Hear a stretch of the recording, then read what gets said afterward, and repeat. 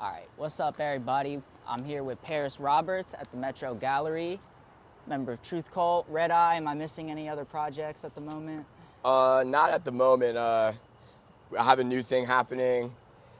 When the demo drops, then we'll know.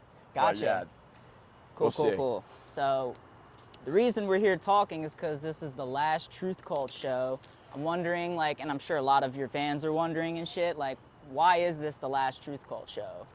To keep it pretty simple, it's just a bunch of life shit. A member had to leave the band, and we kind of built this band together, and none of us can really see each other moving on with the same name, at least without this member, So Yeah. this is just how it has to be, right? And Gotcha. while it's bittersweet, we had our fun, and the run has been going on, and it's been good.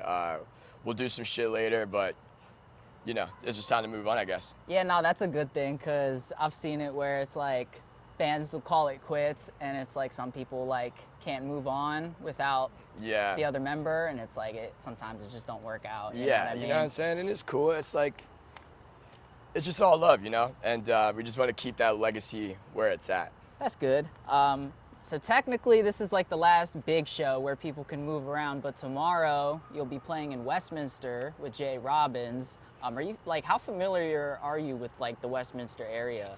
Not really at all, man. I was pretty close to going to McDaniel for college. I ended up going to St. John's instead, but yeah, that's really it. I only know that strip where Mike McDaniel is, but yeah. Okay, what'd you go to school for? Children's psychology. Okay. I dropped out to be a rocker. But, yeah, there you go. Whatever. I almost did psychology-related shit before I got hooked into trades and whatnot. But yeah, it's a lot of school, man. So yeah. And they don't tell you that until you're doing it. Yeah, nah, for sure. I was a lot of money, a lot of school. It's 8 years just to be a psychologist? I think so. I'm pretty sure. Yeah, that's crazy. I wanted to talk about Jay Robbins because you recorded all the Truth Cult music with him, right? Yeah. At Magpie. What made you choose him at first, and then what made you stick with him over the years?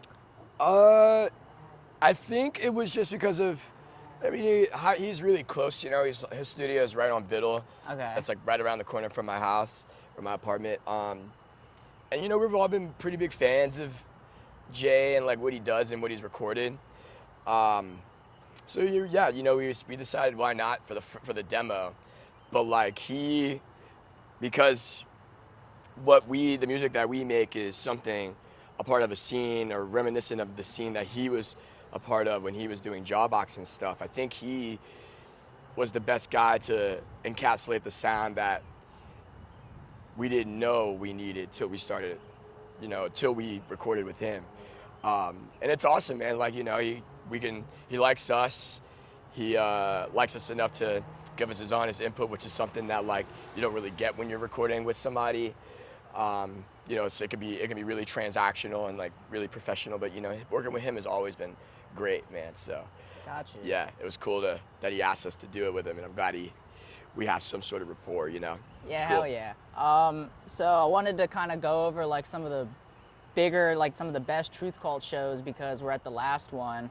Some of the ones that stuck out to me was obviously the Turnstile tour, and then I saw y'all open for Gorilla Biscuits and Youth of Today, right? Oh yeah. Those shows are cool, man. Shit, if I had to pick a couple of my favorite shows, I think the Turnstile Glow On tour that we did, the Austin show was pretty amazing. The show in Milwaukee too was insane. I think the best show we've ever played was in Denver last year with Gel. Nice. Yeah, that was a surreal experience. People stage diving all night to every single band. It was cool, man. What venue was it at? I was born in Denver. And dude, shit. I couldn't even tell you. I can't remember, but I do know that it was right next to the Rocky Stadium. Okay. And they sell pizzas there Marquee? too. Marquee, yeah. Hell yeah. It's I at saw Marquee. Orthodox there. That's what's up, yo. Very cool show, man. Very, very cool. Fuck yeah. So speaking of shows, you began attending shows at the Art Space your sophomore year, right? Yeah. So I wanted to bring that up because like recently like a video of Title Fight playing there kind of started going around and shit like that. Oh, And yeah. I think, did y'all play a lot of shows there and whatnot? My old bands did, yeah, and I like booked a lot of shows there too, because anybody could book there whenever you want, type shit. It was a wild thing that I don't think any spot could ever do again, but it's crazy. Yeah, what were like your top 3 shows that you attended there? Definitely the title fight one. That one has to be number one. That shit was, yeah, wow. I don't think anybody will ever be able to experience something like that. Yeah, nah. Unless you were there. What else was amazing? I saw Tiger's Jaw there in like 2012, I think. That was pretty cool. 2011, 2012. What else was awesome? Dude, there's so many that are like in the back void of my head. There was an awesome show. This is probably tied for 2, but it was really awesome thrash matinee that happened with Noisem, this Helsinki band, Foreseen. Unsacred played too. That show was awesome. Red Death played too, actually. And probably the last Mindset show. That was fucking insane. And that was like the first band you saw there, right? Was Mindset? Yeah. Hell yeah. Yeah, dude, that was cool. So like when it comes to like the title fight shows and shit, did you know like at the time, or like could you sense like that was a big ass moment that like years from now, like right now, like to say that you were there is almost like a badge, you know what I mean? Yeah, like, could honestly. you sense that back then? Nah, man, no. I was a kid. I was like probably like a sophomore. No, I was a junior in high school. I think I was 2014. I remember like as soon as we got out of school, we all drove up here, like in this. We packed out like in a 6-seater van with like 10 of us. Dude, it was crazy. But no, I had no idea it would be like. I didn't know it would be such like a relic of a time. You know what I'm saying? It was crazy, you know. And I was having so much fun. I didn't realize like I didn't know the depths of like where Title Fight would be later on, where I would be later on, where the art space. As a kid, you know, you'd think this place would be there forever. You know, you don't really think about and about this thing being like the last show you could go to every day you go. You know, so yeah, I don't know. Yeah, I think I was just like so in the moment with that kind of thing that I didn't realize what I had till it was gone. Right. Now I kind of want to talk about your old band, Joe Biden. Later changed to Tokenized, right? Yeah. So what's up with the name? The name like stuck out to me right away. Like what made you choose that name? Was it ever like problematic at any point? I have nothing on me, bro. Sorry, brother. You too. Yeah, dude, we were in high school. We were trying to go through all these different names and nothing stuck out. And then for some reason, like, we were talking about how funny the name Joe Biden was, and we just, what started off as like a funny little joke really turned into us just being like, fuck it, let's just go with it, let's run with it, you know, it'd be so funny, it'd be crazy, you know, and like, it's kind of hilarious, like looking back at all these like flyers, like at Autobar, there's that flyer of us with Snail Mail and Downtown Boys. Yeah. That I have to see every fucking day that I'm there. So like, yeah, it's hilarious, but like, yeah, I don't know. It was just something that we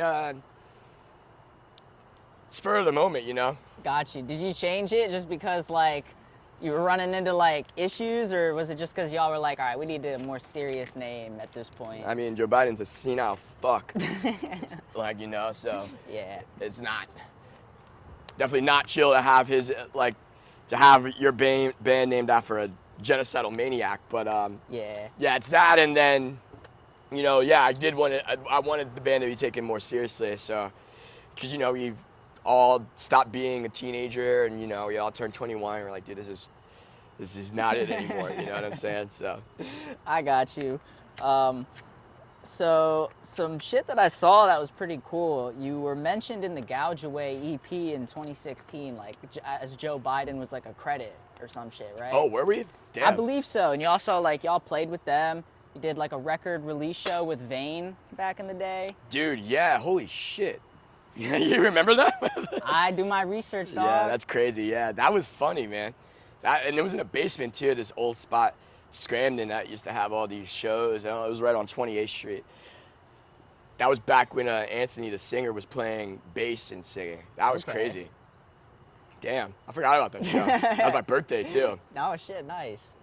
Yeah, no, I just bring shit up like that because like obviously these bands have like grown a lot now. So when I saw that like back in the day you were kind of hooked up with these bands, I just kind of wanted to know what it was like and what it's been like to kind of grow with a lot of these bands. It's good, man. You know, like it's the scene is not as small anymore, but back then it was like super small. You know, so everybody kind of knew everybody. A lot of bands were like to like get to where you are, to get to, you know, where Vane is now, they have to tour like every fucking day and play some fucking grim ass shows sometimes and do all this shit, you know. And it's kind of how I got my thing at Art Space too, is by like, I started booking shows there. I put my name in the email chain, and you know, bands would hit up the CCS email, and like, you would just take a show if you wanted to book it. So that's what I did, and like, yeah, it was a lot more of like unity back then. It was it felt a little bit more tangible. You know what I'm saying? If that makes sense. And it's like something that like you don't really get much of anymore. You know, I think that art of that sort of DIY has kind of like gone sprung in a little, and for nothing better or worse, you know, just like it is what it is. It's the times are changing. So yeah, you know. Is there anything that you think like led to that in particular? I think just like how big punk and hardcore have gotten, you know, like you know, we all see how popular it is now, you know what I'm saying? We see every day the new people coming in, and like all the massive support that comes in every which way, right? So like, you know,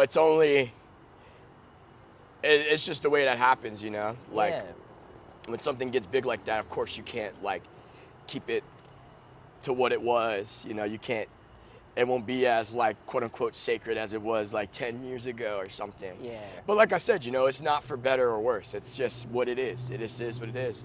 And you kind of just got to grow with it, you know? That's a good mentality to have with that. Pretty much, like, I just wanted to go over some more, like, old Joe Biden shit. Like, I saw y'all played with End It at the Wind-Up Space. Like, this was, you know, way before End It was End It now. You know what I mean? Original lineup. Yeah. So, like, what was that like? And, like, I seen you play with, like, Soul Glow, too, and, like, some of these other bands. I mean, more or less, I know it's probably, like, the same shit we were just talking about, but what else about the Joe Biden days, I guess? Like, they were fun, man. I mean, like, we played with a lot of fucking stellar bands, you know, and they all fucked with us. They all liked us, and, like, we were able to maintain those relationships moving forward. They all showed so much love to me since I was like a teenager. So many of those people have known me since I was a teenager. Akil, Pierce, all of them, you know what I'm saying? So like, yeah, it's cool, man. It was a crazy time. So I guess it would be surreal, you know, like to think about it now and like where everybody has gone since then, you know, like, yeah, it is kind of crazy, but it's not like, it's like, yeah, like I was saying before, it just is those times where, you know, since the subgenre has gotten so big now, so it's only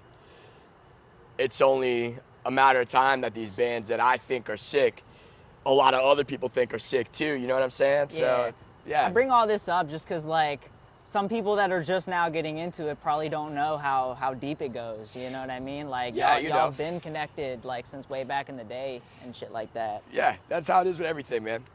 So now I kind of want to go into Redeye, which is like a side project, more or less, right? Yeah. It's like a super group, like a Baltimore kind of group of different members and shit like that. What led y'all to make that group and everything like that?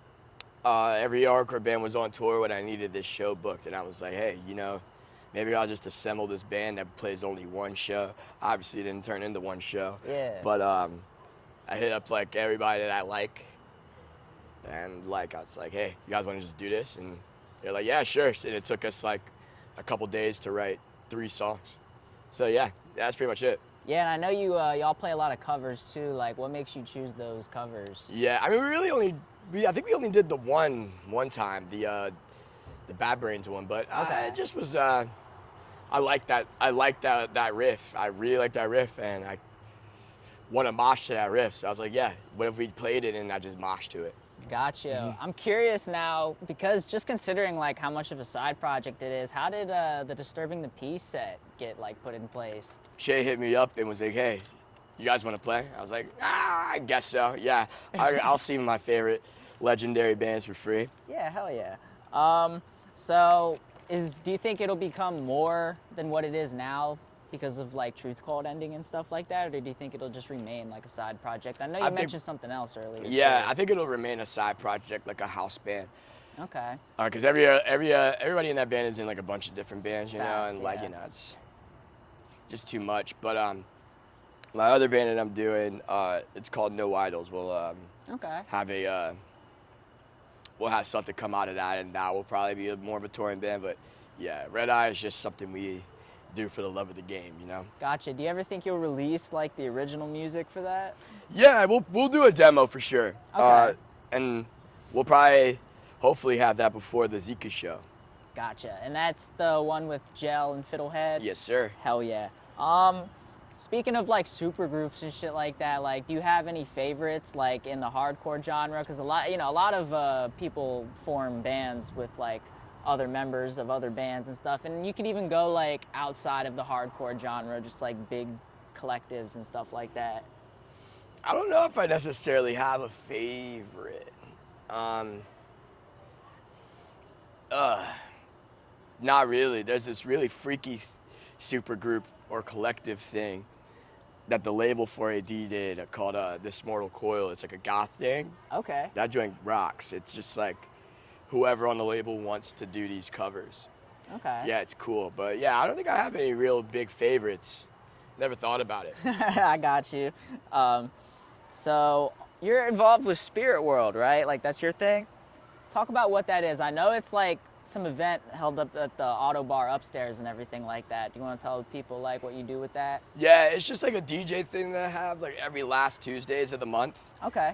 Spirit World came from back when I was throwing shows in my old house on 33rd. That's what we named the space. Okay. And that's what we called our house, you know?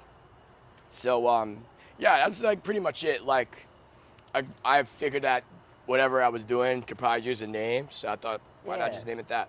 And it goes kind of with the vibe, you know? So it's just like chill session kind of thing? People come, Yeah, hang out, drink, that sort of thing? Yeah, you know, just like a little party every Tuesday, man. Hell yeah. Because I haven't made it out to one of those yet. I'm going to definitely yeah, it's try cool, to do man. that. It's super cool. Sweet. So you modeled for Carpet Company for their season 17, like they had you with the leather belt and shit like that. I wanted to talk about that because like I've like looking through like, you know, Instagram and shit like that because that's how I do my research. I see you like stay in the denim, you stay in like the big buckles and the hats and shit like that. Where does that like almost Western style influence come from, or just like what makes you like the denim and the shit like that? Phil Lynott. Okay. Yeah, Thin Lizzy. Hell yeah. Yeah, pretty much that. Yeah, no, I think that's really it. It just came to out of nowhere, really. I don't know. It's just it makes sense for me, you know. Yeah. When did that start? I guess like how early on did you get into that? Like maybe like 2017. I think. Yeah. Gotcha. Do you have like any favorite brands that you like to rock for denim and shit like that? Anything that fits me nice. Okay. You know. Where do you normally cop all your stuff? Like any like vintage store that's around here, or any vintage stores in general, like Bottle of Bread that's by my house in Mount Vernon. Okay. Hunting Ground in Hamden. Yeah, anywhere really. Got you. Do you have like any Grail denim pieces that you're like that you would love to find in the wild? Nah. Just like fitting pants all the time. You know, it's so hard to find fitting pants that fit me nice as a petite dude, you know? Yes, absolutely. You know what I mean? Dog, yeah. Yeah, so I have to usually get vintage pants because they were what kind of features like do you look for like when you're thrifting or like checking out these stores? Like gotta make sure the waist, gotta make sure the pants fit the waist. Like if I don't need a belt, then that's perfect. Yeah. You know? That's a hard thing to find. I know, it's tough, man. It's so tough. But it's out there, bro. Yeah, no, for sure. I used to, cause I live in Westminster, so it's like you'll see there's not shit there. Like the place where the Arts Center is, that's like the hub of Westminster. Everything else, it's cow fields and shit. Yeah. So there's really nothing to do. I used to bag on all the thrift stores around the area, but I've learned like you just go like consistently. I found some good denim pieces there and shit like that. Yeah, for real, man. It's hard though. Also, recently you just did a video with Gang International. Do you want to talk about what that is and kind of like? Yeah, he's process? doing a little. He's premiering his video, his Puerto Rico video. That has a bunch of skate homies in it and a skate legend from DC, Kev Augustine. And he like, with the promo, he wanted to do some skits and stuff. So he got me and my boy Janish and Geeker to do it. Because I think actually playing right now, if we want to go see that, you know. Yeah. Yeah. But yeah, that's pretty much it. Gotcha. So Gang International is like a skate brand, right? Yeah. He films skate videos. It's less of a brand and more just like his filming thing, you know? Gotcha. Were you just saying like you wanted to go see the band? Oh, yeah. Okay. Did you want to come back out and like finish the rest? Yeah, or? we can come back out and finish the rest. Okay, that works, yo. Yeah, let me get that real quick. Yeah, I got you.